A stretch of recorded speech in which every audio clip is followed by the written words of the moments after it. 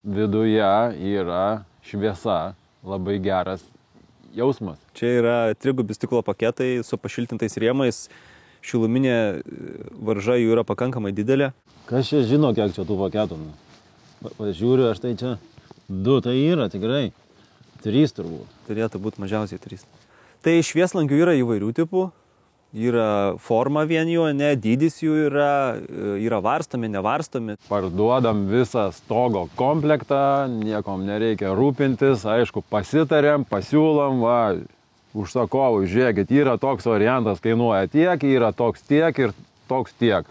Mes galvojam, kad jums labiausiai tiktų va, šitas variantas. Nu, pasižiūriu, okei, imam tą ir viską sukomplektuojam ir atvežam, sumontuojam. Mūsų darbas yra padėti, kaip sakant. Ir ne per seniausiai rašo, kad jam kapsi per dangtelius. Dienos bėgį ar 2 nuvažiavom, sutvarkėm, žmogus laimingas, dėkoja, ačiū vyrai, kad taip operatyviai padarėt. Mes žiūrim, kad žmogus būtų laimingas. Kad žinot, kaip būna, nueini į restoraną, žiūri kaip ir gal brangų, bet jeigu labai skaniai atneša, pateikia ir išeini laimingas, negaila nei 1 cento. Arba kai nusiperki Mersą, labai brangu atrodo, sumoki daug ir paskiau važiuoji savaitę 2-3 ir negaila nei 1 euro už tą mašiną. Stengiamės irgi būti tokie, kur nebūtų gaila žmonėms.